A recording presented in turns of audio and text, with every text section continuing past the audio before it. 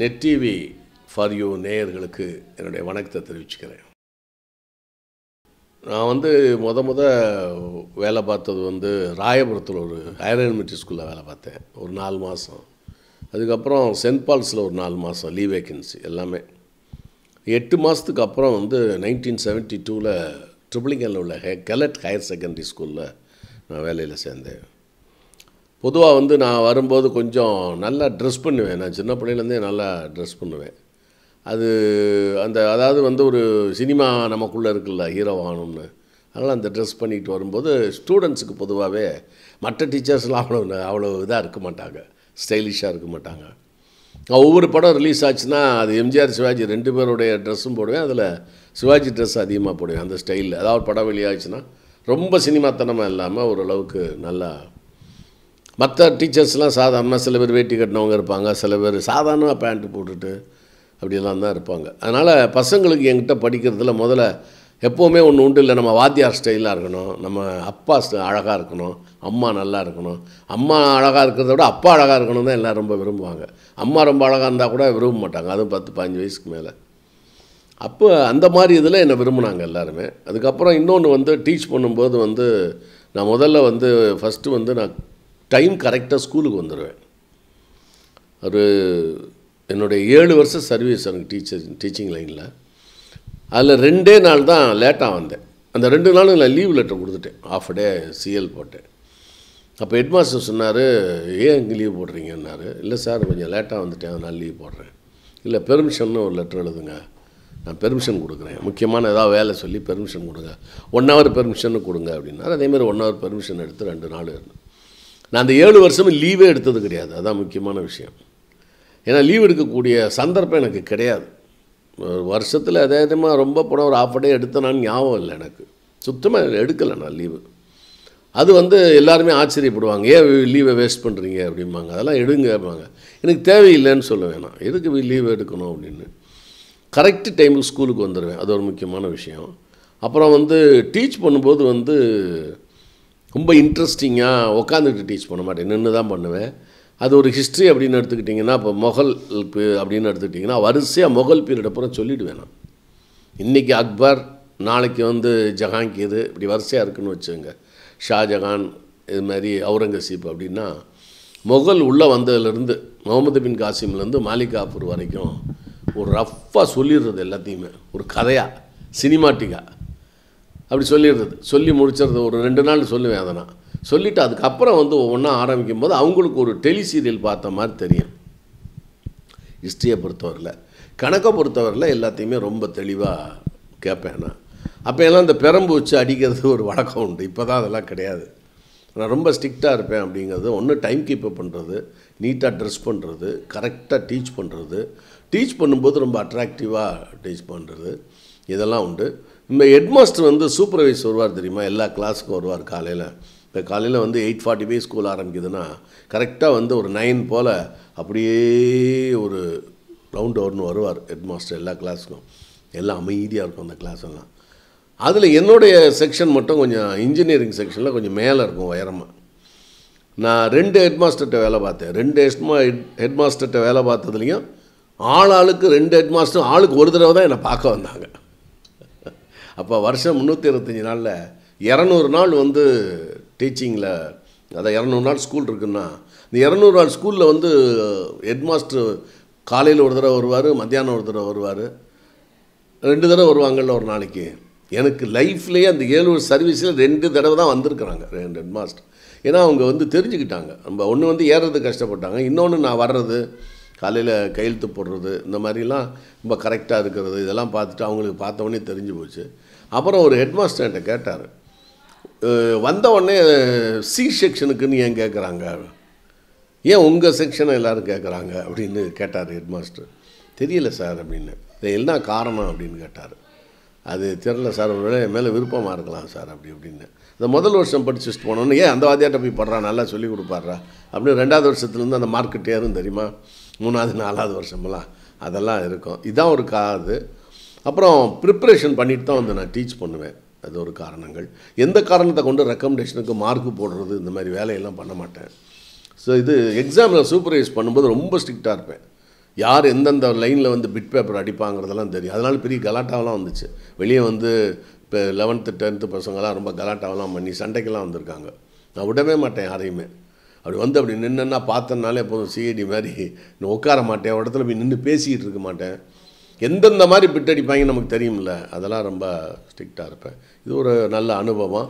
அதில் என்னென்னா இப்போ நம்ம வாத்தியாராக இருக்கிறதுல ஒரு பெரிய அனுபவம் என்னென்னா, இந்த 7 வருஷத்தில் ஒரு நம்ம வருஷத்துக்கு 45 பேர் படித்தாங்கன்னா 7 வருஷத்தில் ஏறக்குறைய 300 பேர் நம்மகிட்ட படிச்சிருப்பாங்க. இன்னும் சில செக்ஷன்லாம் போனோம்னா அது ஒரு 200 பேர் அப்படின்னா 500 பேர். 500 பேரை நம்ம கிராஸ் பண்ணதில் இந்த 35 வருஷத்தில் 500 பேரில் நிறைய பேரை நான் பார்த்தேன். ஒருத்தன் பெரிய வேலை பார்ப்பாப்புல. அதில் என்ன ரொம்ப ஆச்சரியம்னா, அவங்கெல்லாம் வயசாக இருப்பாங்க, நான் எங்கே இருப்பேன். அது ஒரு வகையான என்ன அவங்களே கேட்பாங்க, என்ன சார் அப்படியே இருக்கிறீங்க அப்படிம்பாங்க. அப்புறம் பெரிய பெரிய பதவியில் இருக்கிறவங்க, சில பேர் அரசியலில் இருக்கிறவங்க, இந்த மாதிரிலாம் இருக்கும்போது எனக்கு ஒரு ரொம்ப மகிழ்ச்சியாக இருக்கும் நம்மகிட்ட படித்த பையன். அப்புறம் இந்த பையன் சரியாக படிக்க மாட்டான் அப்படின்னு சில பேர் சொன்னது, சில படிப்பு சம்மந்தமில்லாத துறையில் வந்திருக்காங்க. ஆனால் நான் கால்குலேஷன் பண்ணதில் நிறைய பேர் அப்படியே தான் இருந்தாங்க. அதாவது நான் இந்த பையன் சரியாக படிக்க மாட்டான், இவன் ஃப்யூச்சர் சரி இருக்காது, நான் ஒரு கணிப்பு வச்சுருப்பேன்ல, அவனுங்களை பின்னால் பார்க்கும்போது அவன் அப்படி தான் இருந்தான். அதேமாதிரி இவன் ரொம்ப பிரைட் ஸ்டூடெண்ட்டு அப்படின்னு சொல்லும்போது அவனும் பின்னால் வந்து ரொம்ப பெரிய பெரிய பேங்க்கில் வேலை பார்க்குறது, பெரிய ப்ரொஃபஸராக இருக்கிறது, இந்த மாதிரிலாம் வேலைகள்லாம் பார்த்துட்டு இருந்தாங்க. ஃபில்ம் வந்து சார் நான் வந்து ஒரு 3வது படிக்கும்போது எங்கள் அம்மா வந்து என்னை ட்ராமாவில் சேர்த்து விட்டாங்க. அதில் வந்து எனக்கு சரியாக ஆக்ட் பண்ண முடியல என்னால். நான் வந்து ஒரு தோல்வியை வந்து ஒரு மிகப்பெரிய ஒரு வாழ்க்கையில் ஒரு மிகப்பெரிய ஒரு மிகப்பெரிய ஒரு ஸ்டிக்மாவாகவும் ஒரு கேவலமாகவும் நினைப்பேன். நான் மற்றவங்க மாதிரி சாதாரணமாக எடுத்துக்க மாட்டேன். அந்த 3வது படிக்கும்போது நான் பண்ண அந்த ட்ராமாவில் நான் 2வது பரிசு வாங்கினேன். முதல் பரிசு வாங்கினவன் இப்போ வந்து ராஜேந்திரன் ஒரு பையன் திண்டுக்கல்லில் ஒரு பஸ்ஸில் வந்து கண்டக்டர் ஆகி ரிட்டையர்ட் ஆகிட்டான். அதை வந்து எனக்கு மனசை ரொம்ப பாதிச்சுது. நம்ம அதில் வந்து அப்படியே படங்கள்லாம் பார்த்துக்கிட்டு இருந்தேன். 11 வயசுலேருந்து எம்ஜிஆர் சிவாஜி படங்கள்லாம் பார்த்தது கொண்டது. இந்த மாதிரி சினிமான்னு சொல்லி நான் சரியாகவே படிக்கலை. மொத்தத்தில் நான் பிரைட் ஸ்டூடெண்ட்டாக இருந்தேன்னு சொல்லுவேன். அதாவது புத்திசாலித்தனமாக ரொம்ப ஷார்ப்பாக இருப்பேன ஒழிய புஸ்தகங்களெல்லாம் எடுத்து படித்து முதல் மார்க்கு வாங்குறதெல்லாம் என்கிட்ட கிடையாது. நான் 10th ஸ்டாண்டர்ட் வரும்போது தான் நான் படிக்க ஆரம்பித்தேன். நான் 9th ஸ்டாண்டர்ட் வரும்போது 9th தான் நான் இப்போ 9th 10th 11th 3 வருஷம் ரொம்ப பிரமாதமாக படித்தேன். நான் அதை அந்த கிராஸ் பண்ணுறதுனால ஈஸியாக நான் இது பண்ணிக்குவேன். அப்புறம் சில இதெல்லாம் வந்து முதலெல்லாம் நான் ரொம்ப உட்காந்து படிக்க மாட்டேன். கேட்டவுடனே மனப்பாடம் பண்ணிடுவேன் நான். அதனால் அப்புறம் 9th 10th நான் நல்லா படித்தேன். நேரமும் படிச்சுக்கிட்டே இருந்தேன். அது என்னன்னு தெரியல. 9th பயம் வந்துருச்சு லைஃப்பில். அதெல்லாம் வச்சு பண்ணேன்னா. அப்புறம் வேறு வந்து அந்த 11 வயசில் வந்து நமக்கு சினிமாவில் சேரணுங்கிற அந்த எண்ணம் வந்துச்சு. நான் தோற்றுட்டேன் பாருங்கள் 3வது படிக்கும்போது. அதனால் நான் பெரிய நடிகன் ஆகணும் அப்படின்னு சொல்லிட்டு வசனங்களை மனப்பாடம் பண்ணுறது, எம்ஜிஆர் மாதிரி கத்தி சண்டை போடுறது, சிவாஜி சார் மாதிரி வசனம் பேசுகிறது, சந்திரபாபு மாதிரி டான்ஸ் ஆடுறது, இந்த மாதிரிலாம் நிறையா ரசிக்க ஆரம்பித்தேன். எம்ஆர் ராதா மாதிரி ஒரு 3-4 பேர் தான் நான் ரொம்ப ரசித்தது. ஒன்று வந்து சிவாஜி, எம்ஜிஆர், சந்திரபாபு, எம்ஆர் ராதா, அந்த 4 பேர் தான் நான் சின்ன பிள்ளையில் வந்து நான் ரொம்ப ரசித்து பார்த்தது. அப்புறம் கொஞ்சம் காலகட்டத்தில் அப்படியே ஒரு சிவாஜி, எம்ஜிஆர் ஒரு ஹீரோ மாதிரி பார்க்குறது. ஆங்கில படங்கள் 11 வயசில் பார்க்க ஆரம்பித்தேன். ஆங்கில படங்கள் ரொம்ப அதில் எங்கள் சித்தப்பா அந்த மாதிரி ஆளுங்களாம் ரொம்ப எனக்கு இது பண்ணாங்க. அந்த படம் பாரு, இந்த படம் பாரு அப்படின்னு. அதனால் ஆர்வம் வந்து ரொம்ப சின்ன பிள்ளையிலேருந்தே 11 வயசுலேருந்து ஆங்கில படங்கள் பார்ப்பது. நான் பார்த்த முதல் படம் வந்து இது குலேபகாவலியா தாக்கி பிந்தாரம்னு நினைக்கிறேன். நான் பார்த்தேன். அதெல்லாம் ஞாபகம் இருக்குது. நினைவாற்றல் எனக்கு ரொம்ப உண்டு. போஸ்டர்ஸ் ஒட்டினது அது மாதிரிலாம் உண்டு. அந்த மாதிரி டேட்டெல்லாம் ஞாபகம் வச்சுருப்பேன் எல்லாத்தையுமே. நான் அது மாதிரி சிவாஜி சாருடைய படம் நான் நினைவு தெரிஞ்சு பார்த்தது அன்னைக்கு நானே தான். இதுக்கு முன்னே நான் வந்து பார்த்துருக்கேன். நான் தங்கமலை ரகசியம்லாம். பட்டு சிவாஜி கணேசன் கேள்விப்பட்டிருக்கணும். இவர் தான் முகம் தெரிஞ்சது அதான் அந்த படம் தான். எம்ஜிஆர் படம் தாக்கி பிந்தாரம். முகம் தெரிஞ்சது வந்து மகாதேவியில் அது மாதிரி இப்படியெல்லாம் படங்கள் பார்த்து நிறைய இதே சிந்தனை தான். நீங்கள் நான் நடிகனாகாமல் போயிருந்தேன்னு சொன்னால் நான் ஒரு பெரிய விதூஷகனாக பரிதாபத்துக்குரிய ஒரு பூச்சியாக இருப்பேன். என் நண்பர்கள் மத்தியில், உறவினர்கள் மத்தியில், டீச்சர்ஸ் மத்தியில். வெற்றி பெற்றதுனால அவன் சொன்னதை செஞ்சுட்டான் அப்படிங்கிற மாதிரி இருந்துச்சு. விடாமுயற்சி தான், அதில் சந்தேகமே இல்லை. அதாவது லெனின் சொல்லுவார், தியரி ப்ராக்டிஸ்மார். சில பேர் வந்து நிறைய தியரி படிச்சிருப்பாங்க, ப்ராக்டிஸ் பண்ண மாட்டாங்க. சில பேர் ப்ராக்டிஸ் பண்ணியிருப்பாங்க, தியரி தெரியாது. நான் தியரி ப்ராக்டிஸ் ரெண்டையுமே பண்ணணும்னு சொல்லி அதில் சக்ஸஸ் ஆகிறது இன்னும் பெரிய விஷயம். தியரி தெரிஞ்சு இதை ப்ராக்டிஸ் பண்ணி அதில் வெற்றி பெறுறதுங்கிறது பெரிய, அதுதானே உங்களுக்கு வந்து ரிசல்ட், அல்டிமேட் ரிசல்ட். அது வந்து எனக்கு வந்து ரொம்ப ரொம்ப இதாக இருந்துச்சு. ஓரளவு பெரிய நம்பர் 1 ஸ்டார் ஆகலை. நான் நடிகர்கள் 5 வகை உண்டு மொத்தம். Star, artist, actor, physical figure, natural ஃபிகர்னு 5 வகை. அதில் ஒரு ஆக்டர் அல்லது ஒரு ஆர்டிஸ்ட். ஆர்டிஸ்ட் என்பவன் எல்லா தர வேஷங்களையும் அவன் பண்ணணும். புராண படம், சரித்திர படம், வயதான வேஷம், இன்னும் பல்வேறு உடல் அசைவுகளை மாற்றிக்கிட்டு இந்த மாதிரி பண்ணக்கூடிய அளவுக்கு ஆங்கில வசனம், தமிழ் வசனம், சரித்திர வசனம், புராண வசனமெல்லாம் பேசி, சோஷியல் வசனமெல்லாம் பேசி நடிக்கக்கூடிய அளவு தான் அவன் தான் ஆர்டிஸ்ட்டுன்னு பேர்.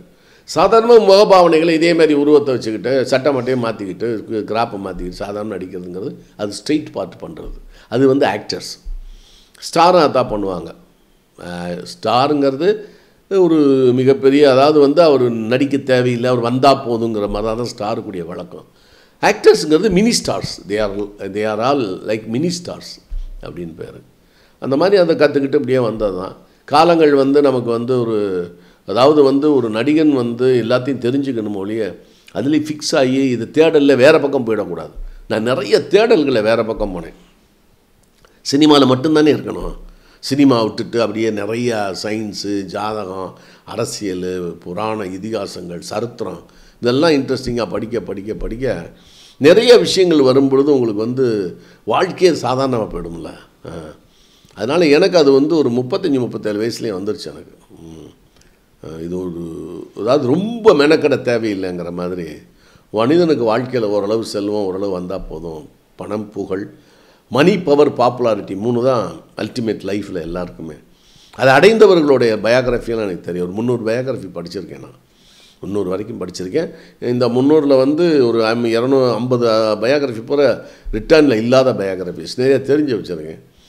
அந்த கிளைமேக்ஸ்லாம் எனக்கு தெரியும். அதனால் வந்து இதை போய் ரொம்ப அழட்டிக்க வேணாங்கிற மாதிரியான ஒரு ஃபிலாசபிக்கல் தாட் எனக்கு 35-37 வயசில் வந்துச்சு.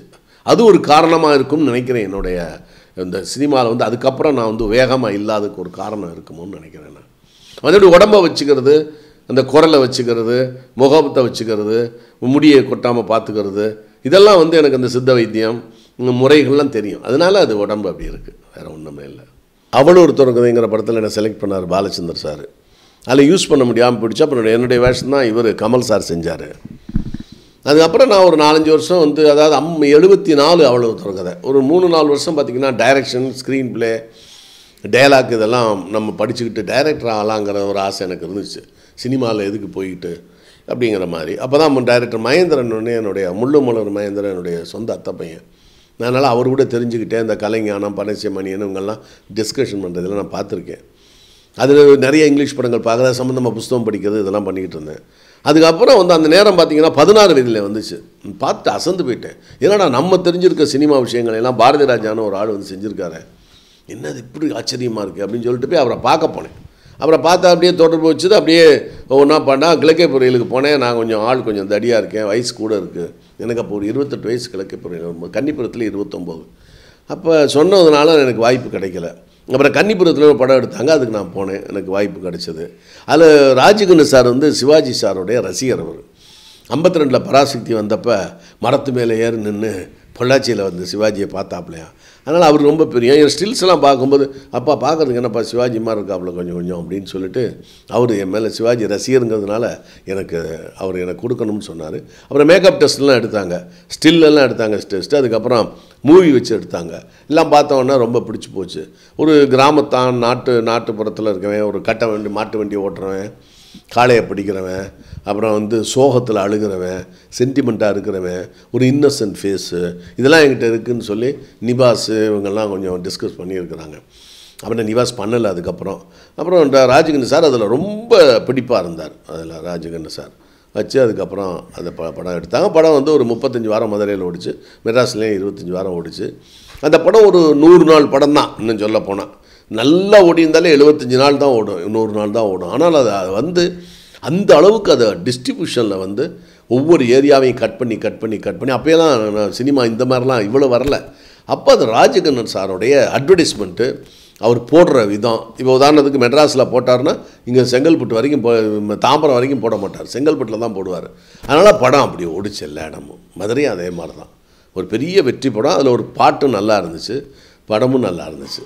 அது மாதிரி அதாவது நடித்த கதாபாத்திரங்கள் எல்லாருமே இல்லை ரொம்ப சொல்கிறதுனா ஒரு கரெக்டாக விமர்சனம் பண்ணணுன்னா அச்சமலை பாலச்சந்தர் சார் டைரெக்ஷனில் படம் பண்ணேன். அது ஏன் அந்த கேரக்டர் ரொம்ப கஷ்டம், ரொம்ப ஏன் பிடிச்சிது அப்படின்னு கேட்டால், அது வந்து அது வெள்ளை கேரக்டரும் அல்ல, கருப்பு கேரக்டரும் அல்ல, ரெண்டும் சேர்ந்த சாம்பல் நிற கேரக்டர். பிளாக் கேரக்டரும் இல்லை, ஒயிட் கேரக்டரும் இல்லை. ஒயிட்னா ஹீரோ ராமர் மாதிரி, பிளாக்னா ரொம்ப பயங்கர வில்லன், அதுவும் இல்லாமல் கிரே கேரக்டர், அதான் சால்ட் அண்ட் பெப்பர்னு சொல்லுவாங்க அதை இங்கிலீஷில். அது மாதிரியான ஒரு கேரக்டர். அது ரொம்ப கஷ்டம். ஆரம்பத்தில் பூரா இன்டர்வல் வரைக்கும் ரொம்ப நல்லவனாக இருந்துட்டு இன்டர்வலுக்கு அப்புறம் கொஞ்சம் கொஞ்சமாக வில்லனிக்குத்தனமாக தம்பி அந்த வில்லனிக்கு ஒரு எல்லாம் வந்தவொன்னே மறுபடியும் அந்த வில்லனை அப்படியே மறைச்சு அப்படியே ஹீரோ மாதிரி பண்ணுறது 3வது ஸ்டேஜ். பொண்டாட்டிக்கிட்ட பேசும்போதெல்லாம் அந்த வில்லனிக்கு வரும். ஆனால் சமயத்தில் எல்லார்ட்டையும் பழகும்போது ரொம்ப சிரிச்சுக்கிட்டு போலி சிரிப்பு, போலி நடிப்பு, அதுவே உண்மையான நடிப்பாகி போடும் கொஞ்ச நாள் கழிச்சு. அது கிளைமேக்ஸ் வர ரொம்ப நல்லாயிருக்கும். அது பாலச்சந்தர் சார் ஹேண்டில் பண்ணது. அது எனக்கு ரொம்ப பிடிச்ச படமாக இருக்கும். எனக்கு அது ஒரு எவர்கிரீன் சப்ஜெக்ட் ஏறக்குறைய. ஏன்னா பொலிட்டிக்கலாக நம்ம இருக்கிறதுனால அது இன்னொரு 10 இப்போ வந்தே ஒரு 30 வருஷம் ஆச்சு, 31 வருஷம். இப்போ டிவியில் போட்டால் கூட ஒரு நேரம் பார்க்கலாம் அப்படிங்கிற மாதிரியான ஒரு நல்ல ஸ்க்ரீன் ப்ளே, நல்ல ட்ரீட்மெண்ட்டு, நல்ல. இப்போ நடிச்சுக்கிட்டு இருக்குது கெத்துன்னு ஒரு படம் நடித்தேன். கொஞ்சம் சீன் தான் வருவேன். அது நம்ம உதயநிதி ஸ்டாலின் சாருடைய படம். அதில் நடிச்சு அது வரப்போகுது டிசம்பரில். அடுத்து வந்து நம்ம இவர் சீனு ராமசாமி படத்தில் நடிக்கிறதா இருக்கேன்னு சொல்லியிருக்காரு. அப்புறம் சாயல்குடின்னு ஒரு படம், அதுக்குன்னு சொல்லியிருக்காங்க. இது மாதிரி 2 படம் வர்றதாக இருக்குது. மாதிரி அது இப்போ நம்ம ஜனவரியெல்லாம் வரும்போது இன்னும் கொஞ்சம் படங்கள் வரும். இந்த படம்லாம் ரிலீஸ் ஆச்சுன்னா கொஞ்சம் வருங்க. வேறு ஒன்றும் என்னுடைய அமைப்புன்னு தான் சார் சொல்லணும். எப்படின்னு கேட்டால், நான் குரலை வந்து நான் என்ன பண்ணேன் அப்படிங்கிற சொல்கிறேன்னே. நான் வந்து மெட்ராஸில் நான் வந்தப்போ இதில் வேலை பார்த்தேன், கலடை ஸ்கூலில். அப்போ ட்ரிப்ளிகனில் தங்கியிருந்தேன், ஐயாப்பிள்ளை ஸ்ட்ரீட்டுன்னு பேர், ஹிண்டே ஸ்கூலுக்கு முன்னால். அங்கே தங்கியிருக்கும்போது என்ன பண்ணுவேன், சாயந்தரம் ஒரு 6-7 மணிக்கு பீச்சுக்கு போவேன். பீச்சுக்கு போய் நல்லா இருட்டாக இருக்கிற இடத்துல ஒரு 7-7:15 இது பீச்சை பார்த்துக்கிட்டு இந்த ஆங்கில படங்கள்லாம், ஏன்னா எப்போவுமே தமிழ் வந்து சத்தம் போட்டு பேச முடியாது, ஆங்கிலம் மட்டும்தான் சத்தம் போட்டு பேச முடியும். அதனால தான் அதை வந்து கமாண்டிங் லாங்குவேஜ் அப்படின்னு சொன்னான். கமாண்டிங் லாங்குவேஜ் அதான் ஷேக்ஸ்பியருடைய பிளேயெல்லாம் நிறையா மனப்பாடம் பண்ணிவிட்டு இங்கிலீஷ் பட ட்ரெய்லர்லாம் பண்ணிவிட்டு அப்படியே அங்கே போய் பீச்சுக்கிட்ட போய் கற்றுன்னு கற்றுவேன், கத்தி டேலாக்லாம் பேசுவேன். அவ்வளோலாம் பேசக்கூடாதுன்னு கூட தெரியாது, வோக்கல் கார்டு போனாலும் போயிடும். அதை அப்படியே ப்ராக்டிஸ் பண்ணி வந்தேன்.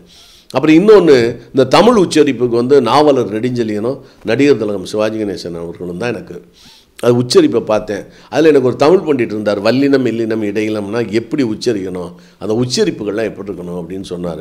அதை நான் கற்றுக்கிட்டேன், அதை அவர்கிட்ட நான் தெரிஞ்சுக்கிட்டேன். அப்புறம் அந்த குரல் வந்து நல்லாயிருக்கு. இன்னொன்று வந்து குரலை கெடுக்கிறது என்ன அப்படின்னு கேட்டிங்கன்னா, ஒரு மது அருந்துவது, அப்புறம் வந்து சிகரெட் குடிப்பது, அப்புறம் வந்து சளி பிடிக்கிறது, அப்புறம் கொரட்டை விடுறது, அப்புறம் வாயில் மூச்சு விடுறது, அப்புறம் கண்டமேனிக்கு காரங்கள் அதிகமாக சாப்பிட்றது, இந்த மாதிரியான ஒரு காரணங்கள் தான் குரல் போகிறதுக்கான காரணங்கள். இப்போ பாருங்களேன், ஒவ்வொரு ஏஜுக்கு பார்த்திங்கன்னா மகரக்கட்டுன்னு சொல்லுவாங்கள்ல சின்ன பிள்ளையிலேருந்துட்டு, அந்த மகரக்கட்டு வந்த பிறகு அந்த குரல் வந்து ஓரளவு வந்து நல்லா, அதாவது வந்து ரொம்ப சின்ன பிள்ளையாக மாதிரி இருக்கோம்னா இந்த சிங்கர்ஸ் எல்லாம் பேச மாட்டாங்க. நீங்கள் பாருங்களேன், பி சுசீலாமா, டிஎம் சௌந்தரராஜன், யார் இன்றைக்கி வந்து எல்லாருமே ரொம்ப நேரம் பேச மாட்டாங்க. ஏன்னா அவங்களுக்கு குரல் போயிடும்னு சொல்லிட்டு ரொம்ப 2-3 லைன் தான் பேசுவாங்க எப்போவுமே. அது ஏன்னு தெரியல, அவங்க பேச மாட்டாங்க அதிகமாக, ஏன்னா அவங்களுக்கு குரல் தான் முக்கியம்.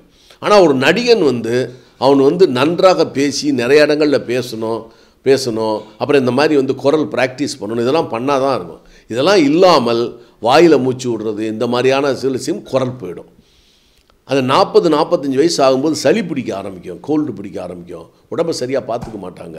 இதெல்லாம் வருது. இதெல்லாம் ரொம்ப கரெக்டாக நான் வச்சுக்கிட்டேன். இப்போ இந்த குரல் நான் வச்சுக்கிட்டது, இது ப்ராக்டிஸ் பண்ணிக்கிட்டது, இந்த ஆங்கில படத்தில் வர்றது அப்படியே நான் பேசணும் அப்படிங்கிறதுக்கு வந்து அவங்க எப்படி உச்சரிக்கிறாங்க. இப்போ உதாரணம் மார்லம் பிராண்டா இருக்கார், அவர் போய் எப்படி பேசணும் அப்படின்னா அவர் எப்படி பேசுகிறாரு. ஆக்சுவலாக ஷேக்ஸ்பியரின் பிளேயில் மார்லம் பிராண்டா எப்படி பேசணும், மார்க் ஆண்டனி எப்படி பேசணும் அப்படின்னா, அது ஒரு பெரிய ஒரு இடத்துல மைக் கிடையாதப்ப மெதுவாக வந்து நின்று அப்படியே friends, Romans, countrymen and lovers, அப்படி தான் மெதுவாக பேசணும். ஆனால் அவர் அப்படி பேச மாட்டார் Marlon Brando. Friends, Romans, countrymen and lovers, lend me your ears, I come to bury Caesar not to prize him அப்படின்னு அவ்வளோ வேகமாக பேசுவார். அவர் ஸ்டைல் அது.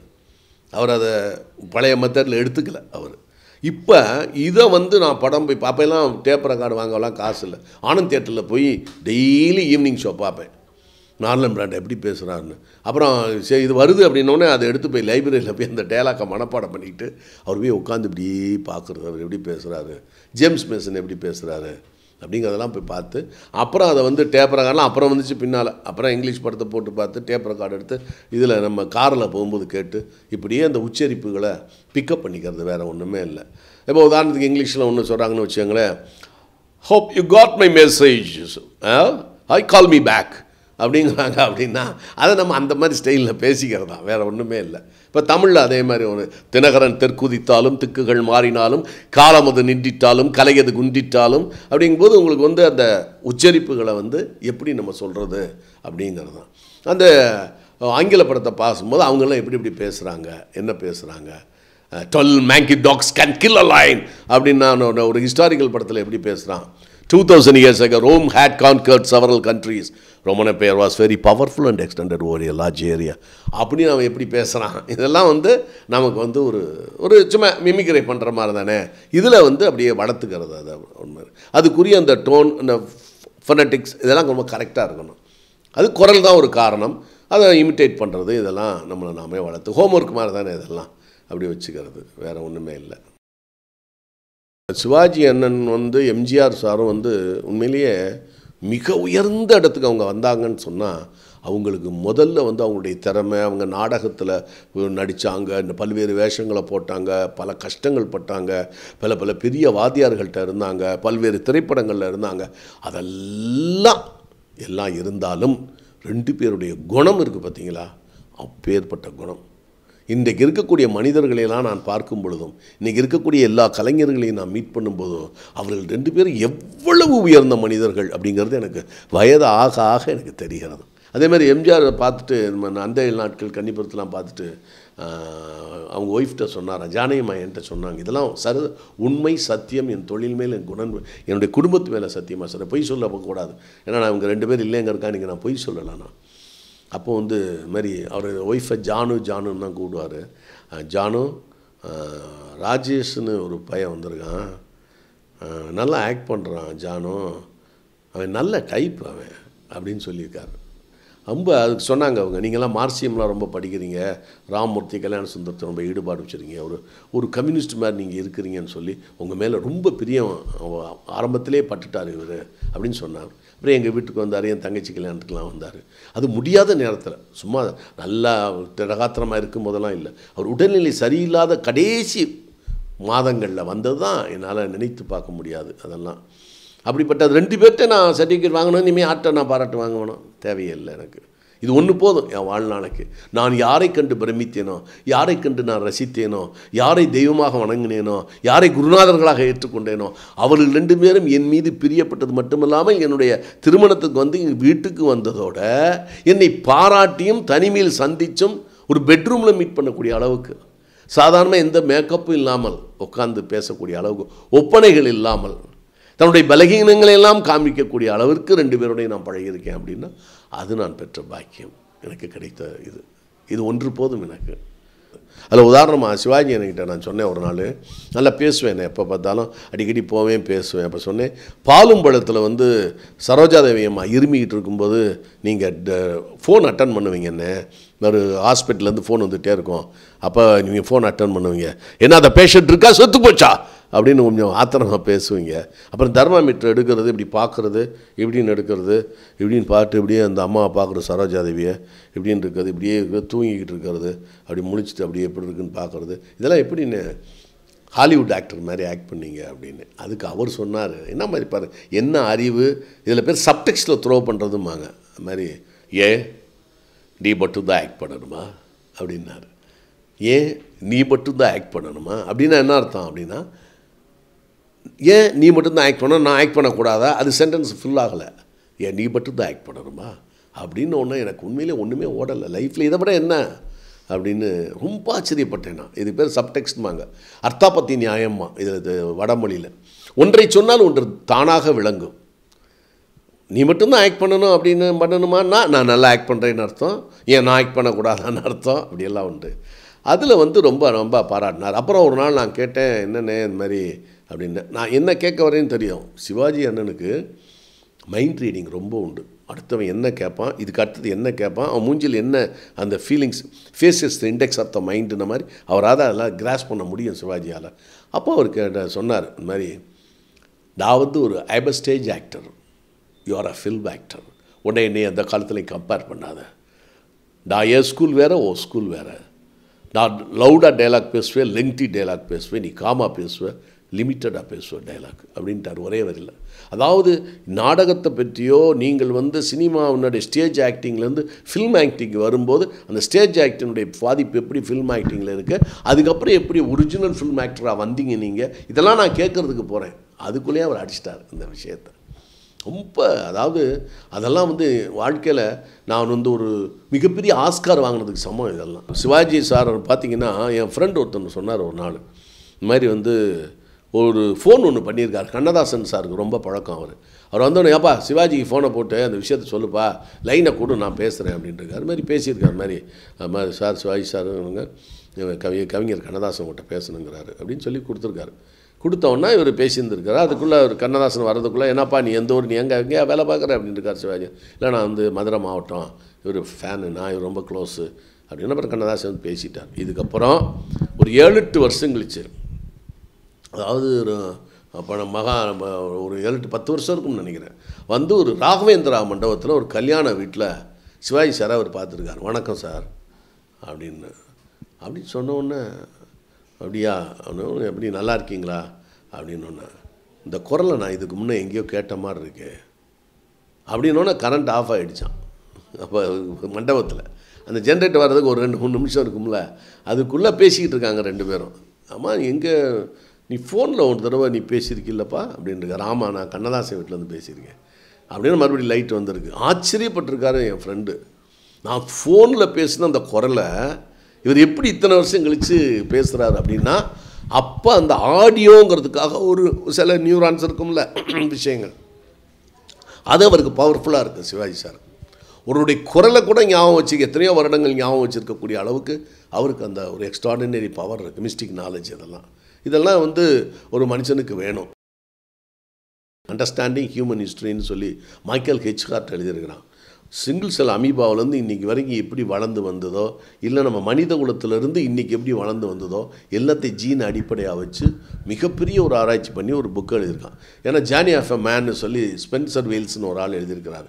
அவருடைய விஷயங்கள்லாம் எடுத்து ஜீனை பற்றி யார் யார் எங்கெங்கே புறப்பட்டா, எப்படி வந்தாங்க உள்ளுக்குள்ளே, முதல் மனிதன் எங்கேருந்து மைக்ரேட் ஆனா, ஆப்பிரிக்காவிலேருந்து எப்போ வந்தாங்க, இதெல்லாம் மிக சிறப்பாக எழுதியிருக்கிறார். அந்த மாதிரி புக்குகள் நிறைய புஸ்தகங்கள் சார். அதேமாதிரி பல பிறவிகளை பற்றி பிரெயின் வேஸ்னு ஒரு ஆள், பிரெயின் வேஸ்னு ஒரு யூத கிறிஸ்டியன் சான் ஃப்ரான்சிஸ்கோவில் இருக்கார், இந்த மியாமி கடற்கரையில் நினைக்கிறேன்னா, அவர் வந்து அவருடைய அனுபவத்தை எழுதியிருக்கிறாரு. அதாவது ஹிப்னோதெரபி பண்ணி இது வரைக்கும் ஒரு 86 பிறவிகளை கண்டுபிடிச்சிருக்கிறாரு. இந்த சயின்ஸ் எல்லாம் யாருமே ஒரு பெரிய மார்க்சிய சிந்தனையோ நாத்திகவாதிகளோ இல்லை மதவாதிகளோ யாருமே நிறைய பேர் நம்புறதில்லை. ஒன்லி வந்து பிறவிகளை நம்புறது இந்து மதத்தில் மட்டும்தான். மிச்சம் இந்த கிறிஸ்தவ மதம் மற்ற மதம்லாம் பிறவிகளை நம்புறதில்லை. ஆனால் இந்த பிறவிகளை பற்றி அவர் மிக சிறப்பாக எழுதியிருக்கிறார். அந்த மாதிரி சில புஸ்தகங்கள். அஸ்ட்ரானமி என்னை ரொம்ப மிரட்டுச்சு. என் வாழ்க்கையில் ரொம்ப என்னை மிரட்டினது வந்து ஜோதிடம். ஜோதிடம் வந்து எனக்கு ஒரு மிகப்பெரிய ஒரு விஷயம்.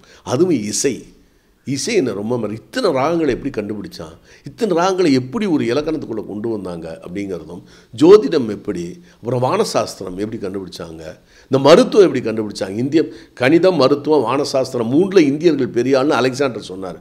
அலெக்சாண்டர் யாருன்னா சாக்ரட்டிஸ், பிளாட்டோ, அரிஸ்டாட்டில், அதுக்கப்புறம் அவருடைய ஸ்டூடெண்ட்டு அலெக்சாண்டர் சாதாரண போர் வீரன் மட்டுமல்ல, மிகப்பெரிய அறிவாளி அவர், ஃபிலாசபர் அவர். அப்படிப்பட்ட ஒரு ஆள் வந்து நம்ம இந்தியாவை கண்டு மிரண்டிருக்கார். கட்டிடக்கலையும் ரொம்ப மிரண்டிருக்கார். 2 சிலையும் தான் கிரேக்க கட்டடக்கலையும் இந்திய கட்டடக்கலையும் சேர்ந்து காந்தாரக்கலைன்னு ஒரு புதிய கட்டடக்கலையை மிக்சட் கட்டடக்கலையை கொண்டு வந்தார். இப்படியெல்லாம் நம்ம இந்தியா ரொம்ப சிறப்பாக இருந்திருக்குது. அது ரொம்ப ஆச்சரியம். எனக்கு வந்து ஜோதிடமும் இசையும் தான் என்னை ரொம்ப இன்றைக்கி இந்தியாவில் மிரட்டினது. அதுவும் மருத்துவம் 3 இந்த ஜோதிடத்தோடு சேர்த்து வானசாஸ்திரம் இப்போ பாருங்கள், மன்மத ஆண்டு மழை, புயல், காற்று, புயல், மழை, இதனால் வெள்ளச்சேதம், மக்கள் சேதம், இதனால் வெள்ளத்தால் சேதம், மக்கள் பயிர் பச்சைகள் சேதமடையும் அப்படின்னு எழுதி வச்சுருக்கான் மன்மத ஆண்டை. இப்போ நம்ம வந்து வெளிநாட்டிலலாம் வருஷமாக போய்கிட்டே இருக்குது, இன்றைக்கி 2015 வருஷம்னு. ஆனால் இந்தியாவில் அப்படி இல்லை, 60 வருடத்தை அப்படியே வச்சுருக்கான். மன்மத ஆண்டு 1955 வந்துச்சு. மன்மத ஆண்டு 55 மன்மத ஆண்டில் இதே மாதிரி புயல் இதை விட 5 பங்கு 10 பங்கு அடித்து அமெரிக்காவிலேருந்து நெய், பால் பவுடர்லாம் கொடுத்தாங்க. அதை இன்றைக்கி வயசானவங்களுக்கு கேட்டால் தெரியும். கவர்மெண்ட் காமராஜர் தான் இப்போ சீஃப் மினிஸ்டர். எனக்கு நல்லா ஞாபகம் இருக்குது, எனக்கு வயது 6 அப்போ. அந்த 60 வருடத்துக்கு முன்னால் நடந்த விஷயம் அதே 60 வருடத்துக்கு பின்னால் நடக்குது. இன்னொன்று, இதைத்தான் அவங்க எப்படி வச்சுருக்காங்கன்னு தெரில. எப்படின்னா, ஒரு செகண்டுக்கு 250 கிலோமீட்டர் ஸ்பீடில் போகுது சூரியன் தன்னைத்தானே சுற்றுவது 28 நாளைக்கு ஒரு முறை தன்னைத்தானே சுற்றி கொள்ளுகிறது. பூமி ஸ்பீடு வந்து 66,000 மைல் ஒரு மணி நேரத்தில், தன்னைத்தானே சுற்றுவது 1050 மைல் ஸ்பீடு. இப்படி இது கேலக்சியில் எவ்வளோ ஸ்பீடுன்னு கண்டுபிடிக்கல. இப்படி சுற்றிக்கிட்டே வர்றது இந்த யூனிவர்ஸில். இந்த 60 வருடத்துக்கு ஒரு தடவை எப்படி இப்படி கரெக்டாக மழை பெய்யுது? அது இந்தியாவில் கண்டுபிடிச்சிருக்கானே எப்படி எனக்கு தெரியல. எனக்கு மிரட்சியாக இருக்குது.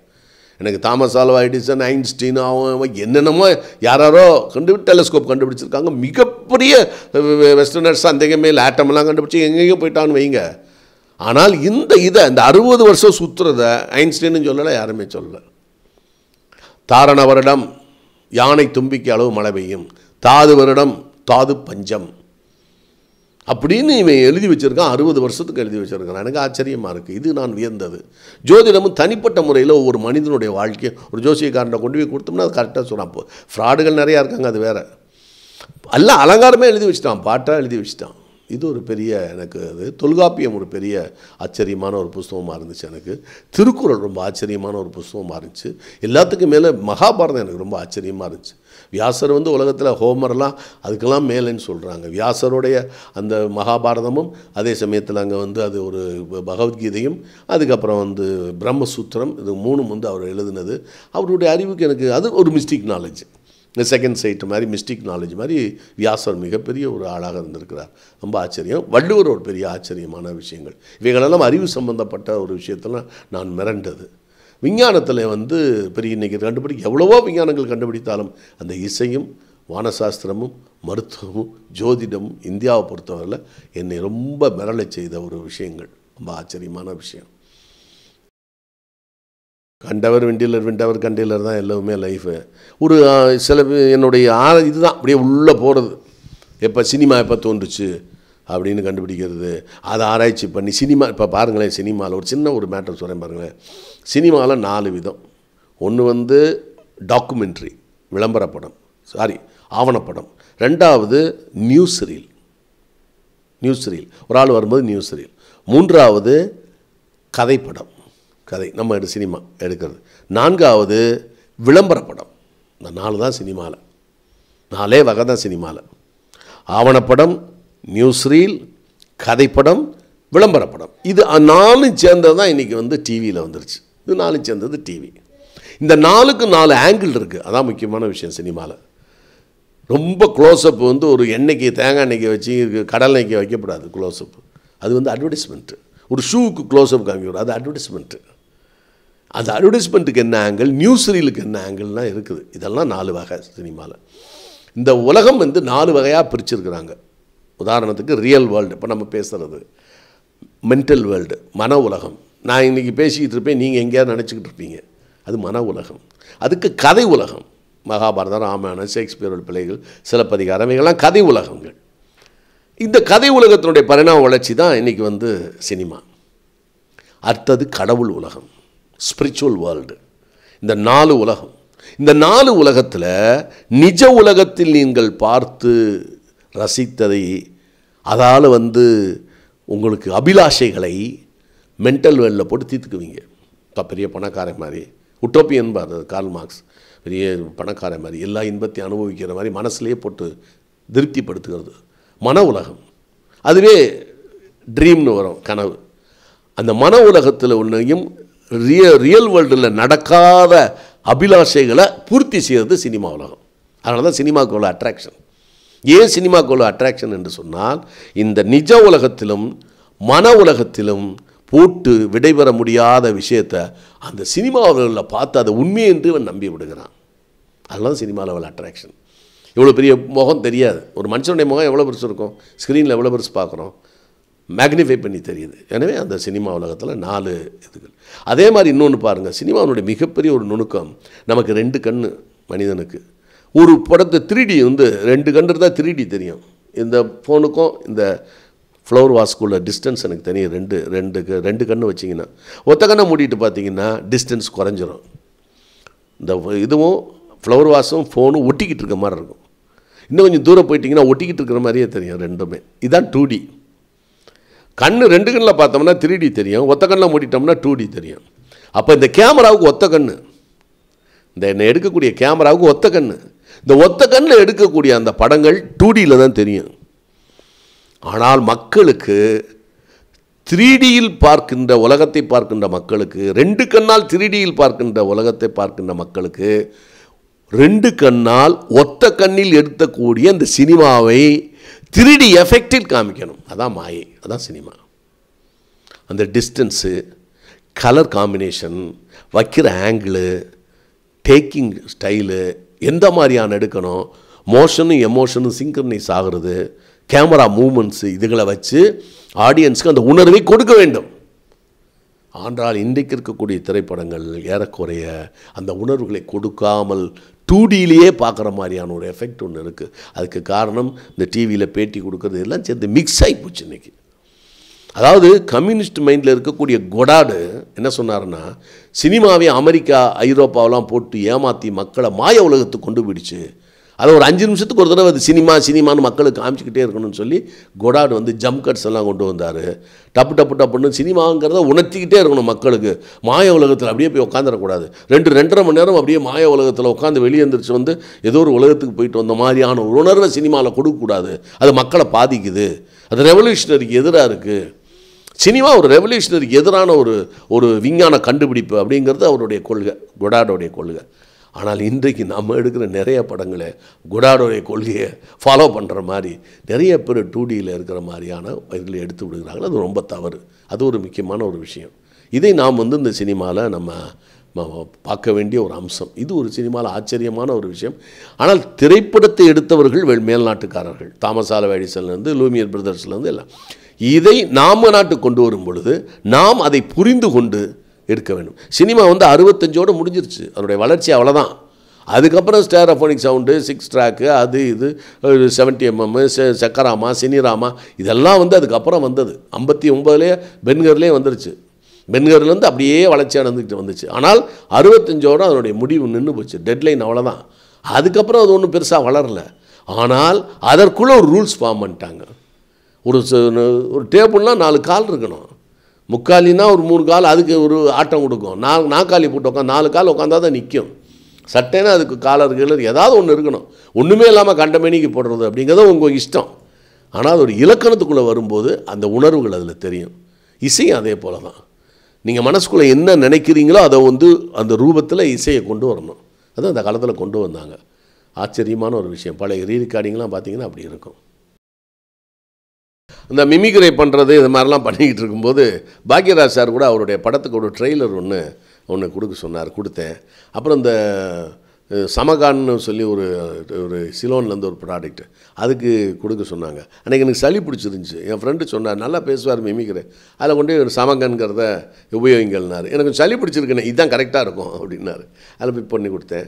அதுக்கப்புறம் எனக்கு வந்து டப்பிங்க்கு ஒரு என்ன டப்பிங்கில் யூஸ் பண்ணது அர்த்தங்கள் ஆயிரங்கிற படத்தில் நம்ம ஃப்ரெண்டு ஒருத்தர் பார்த்திபன் ஒரு நடிகர் நடித்தார் ஹீரோவா, அவருக்கு நான் டப்பிங் குரல் ஃபஸ்ட்டு கொடுத்தேன். அதுக்கப்புறம் முரளி மலையாள நடிகருக்கு ஒரு 4-5 படத்தில் கொடுத்துருக்கேன். அப்புறம் வந்து நெடுமுடி வேணும் சார், அவருக்கு கொடுத்துருக்குறேன். இந்த மாதிரி வந்து டப்பிங் இன்னொருத்தர் கொடுக்குறது ரொம்ப ரொம்ப கஷ்டம். ஏன்னு கேட்டால் அந்த டப்பிங் கொடுக்கும்பொழுது அவர் என்ன உணர்வுகளை கொடுக்குறாரோ அந்த உணர்வுகளை நீங்கள் கொடுக்கணும். என்னம்மா இது, என்ன சாப்பாடா அது அப்படின்னு கேட்டால் அவர் எப்படி நடிக்கிறாரு நெடுமுடி வேணும், அதே உணர்த்தை நீங்கள் ஃபீல் பண்ணி அதை செய்யணும். அப்போ தான் அந்த டப்பிங் வரும். நம்ம பேசுகிற படத்தில் டப்பிங் கொடுக்குறது ரொம்ப பெரிய விஷயம் இல்லை. இன்னொரு நடிகருக்கு டப்பிங் கொடுக்கும்போது ரொம்ப இது. அதில் எனக்கு ஒரு மைனஸ் பாயிண்ட் என்ன அப்படின்னா, என் குரல் எல்லாருக்கும் பதிவாயிட்டதுனால நான் வந்த உடனே முரளி நடிப்பார் ஒழிய நான் நடிக்கிற மாதிரி தெரியும் எல்லாருக்கும். எப்போவுமே ஒரு ஃபெமிலியராக ஒரு வாய்ஸ் வர்றது ஒரு வகையில் ப்ளஸ்ஸு, ஒரு வகையில் மைனஸ். இந்த பைனரி சிஸ்டம் வாங்கலாம் இந்த உலகத்தை. இது மைனஸு ப்ளஸ் ரெண்டுமே இருக்கும், ஒரு காயினுடைய ரெண்டு பக்கம். அது மாதிரி முரளி சாருக்கு நான் டப்பிங் கொடுத்தாலே முரளி நடித்தா கூட அது நான் நடிக்கிற மாதிரி பாதி ஃபீலிங் தெரியும். இதுக்கு அவரே நடிச்சிருக்கலாமேன்னு தோணும்.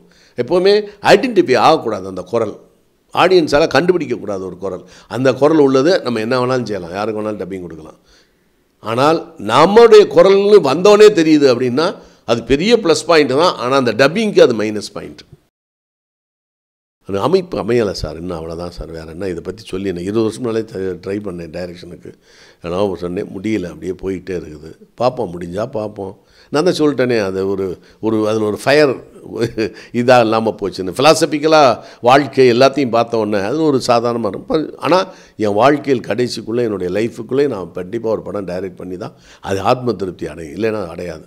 அதை கண்டிப்பாக நான் செய்வேன். நான் தனிநபரை பொறுத்தவரையில் ஒவ்வொருத்தரையும் அப்படியே ஸ்டடி பண்ணுறது தானே, இது அவங்களுடைய இஷ்டம் தான். சில பேர் இதை நம்பாமையும் இருப்பாங்க, மூட நம்பிக்கையும்பாங்க.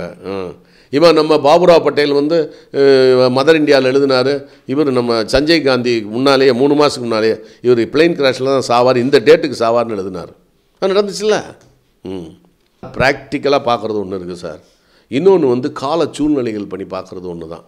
இன்னொன்று ஜாதகம், இன்னொன்று கடவுள். இப்படி ஒரு 4-5 ஆங்கிள் வைப்பாங்க. ஒரு மனிதன் முன்னுக்கு வருது, அவனே இண்டிவிஜுவலாக சொல்லுவாங்க. அவன் சோம்பேறித்தனமாக உட்காந்துட்டான், யாரையும் போய் கான்டாக்ட் பண்ணுறதில்ல, போகிறதில்ல. அவன் அது என்னன்னு எனக்கே தெரியல. அப்புறம் கண்ணதாசன் பாட்டை பார்த்து நம்ம ஆறுதல் அடைஞ்சிக்க. புத்தி உள்ள மனிதர் எல்லாம் வெற்றி காண்பதில்லை, வெற்றி பெற்ற மனிதர் எல்லாம் புத்திசாலி இல்லைன்னு நம்மளும் ஆறுதல் படுத்திக்க வேண்டியதான். வேறு என்ன, நமக்கு நல்லா தெரியும் இவருக்கு நம்மளோட நாலேஜ் கம்மி, இவருக்கு நம்மளோட திறமை கம்மி. ஆனால் அவர் படம் ஏன் ஓடுது, எப்படி வெற்றி அடையுது, நமக்கு ஏன் ஓட மாட்டேங்குது? இல்லை நமக்கு இந்த படம் ஓடும்போது இன்னொரு பெரிய நடிகர் நமக்கு அந்த நடிகருக்கு முன்னால் நம்ம படம் ஓடும்ல பிரமாதமாக. அதெல்லாம் வாய்ப்புகள் தான், வேறு ஒன்றுமே இல்லை. கால சூழ்நிலைகள் தான். இந்த திடீர்னு இப்படி மழை வரும்னு நினச்சோமா நம்ம? ஃபிலாசபிக்கலாக நீங்கள் பார்த்துட்டிங்கனாலே எதுலேயுமே உங்களுக்கு இன்ட்ரெஸ்ட் இருக்காது. நீங்கள் நிறையா படிக்க ஆரம்பிச்சிங்கனாலே எல்லாமே சாதாரணமாக தெரியும். ரொம்ப பணம், புகழ், அதிகாரம் 3 தான் சார் உலகத்தில் பெருசு. அதுவே உங்களுக்கு சாதாரணமாக தெரியும், ரொம்ப சாதாரணமாக தெரியும். மனிதனுக்கு என்ன தேவை, அதுக்கு மேலே எதுக்கு தேவை அப்படிங்கிற மாதிரியான ஒரு தாட்டுக்கு நீங்கள் வந்துட்டீங்கன்னு வைங்க. இது இயலாத்தன்மையினால் இல்லை, நான் இவ்வளோ தூரம் வந்த பிறகு நான் சொல்கிறேன். அந்த ஆசைக்கு ஒரு அருமையான விளக்கம் ஒன்று கொடுப்பார் நம்ம கீரன், ரொம்ப நல்லா கொடுப்பார் ஆசைக்கு. பழைய கீரன், கம்பராமாயண கீரன்.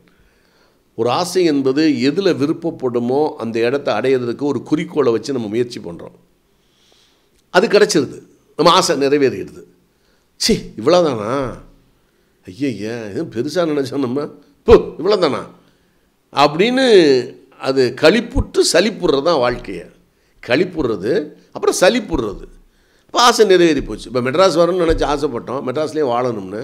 மெட்ராஸ்லேயே வாழ்ந்தாச்சு. இனியா மெட்ராஸ் ரொம்ப வரணுமா சுமார், பெங்களூரில் போய் செட்டில் ஆனால் கிளைமேட் நல்லாயிருக்கும். அப்புறம் பெங்களூரில் போய் ஒரு 10 வருஷம் கழிச்சு பாம்பேயில் போய் செட்டில் ஆனால் நல்லாயிருக்கும், இல்லை சிங்கப்பூரில் போய் செட்டில் ஆனால் நல்லாயிருக்கும், இல்லைன்னா ஏதோ மொரிஷியஸ் தீவுக்கிட்ட ஒரு ஐலண்ட் சொல்கிறான், அதில் போய் செட்டில்.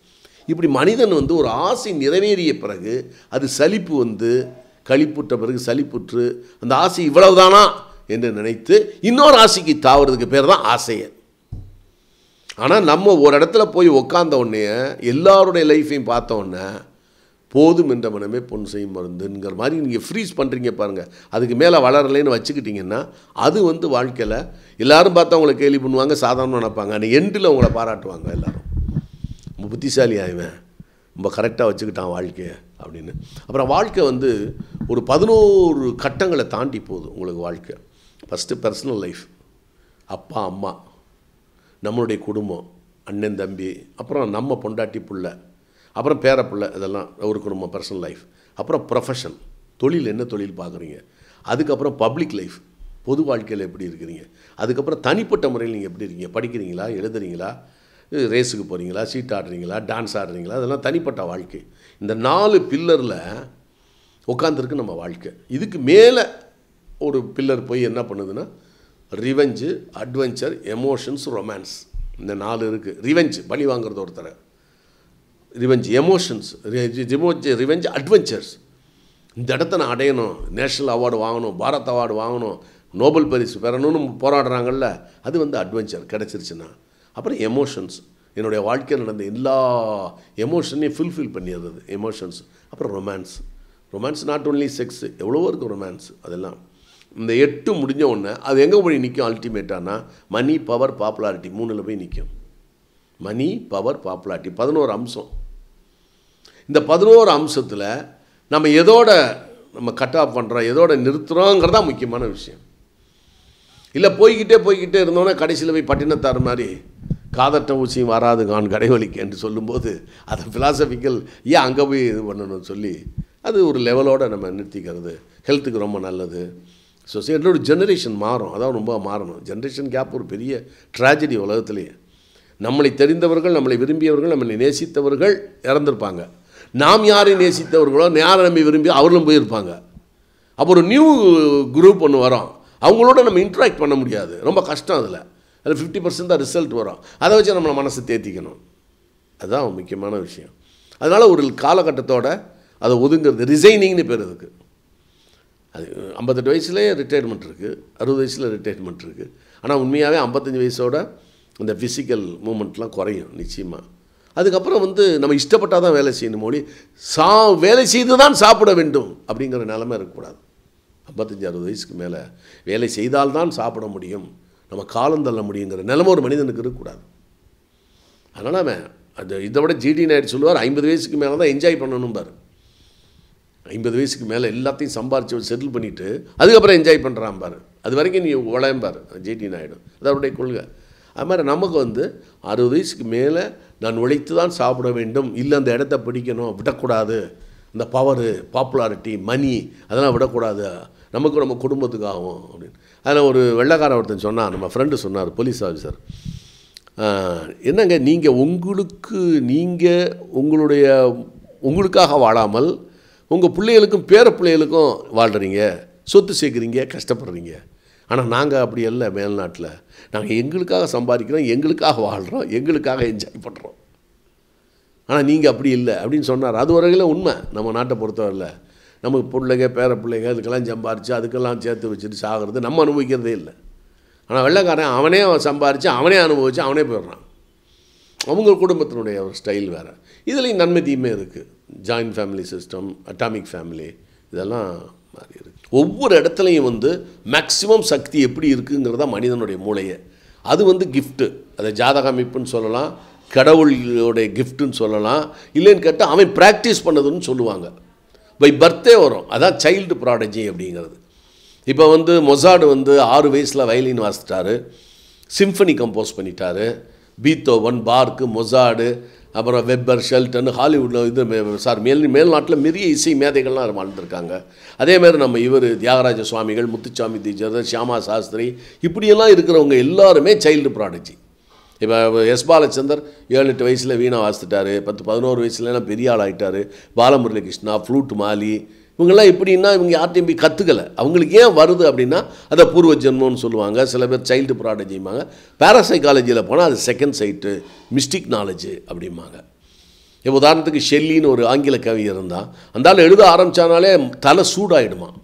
10,000 லைன்ஸ் விழுகுமா. ஆனால் அந்த ஆள் எழுதுறது ஒரு 50 லைன் 100 லைன் தான் எழுத முடியும் அவருக்கு. ஆனால் மண்டைக்குள்ளே உதிக்கிறது நிறைய. அதே மாதிரி தான் கண்ணதாசன், அவர் மண்டைக்குள்ளே உதிக்கிறது சொல்ல ஆரம்பித்தாருன்னா எழுதுறதுக்கு கஷ்டம். அது மாதிரி அதைத்தான் நம்ம மகாபாரதத்தில் சொல்லுவாங்க. வியாசர் நான் நினச்சதை எழுதக்கூடிய ஸ்பீடுக்கு யார் வேணும்னா விநாயகர் ஒரு ஆள் தான் முடியும். அவரை போய் கேட்டால், அப்போ நான் சொன்ன ஸ்பீடுக்கு நீ எழுத முடியுமா அப்படின்னா, நான் எழுத முடியும். இல்லை நான் எழுதுகிற ஸ்பீடுக்கு நீ சொல்ல முடியுமா அப்படிங்கிறது. இல்லை நான் சொன்னதுக்கு நீ புரிஞ்சுக்கிட்டு எழுத முடியுமா.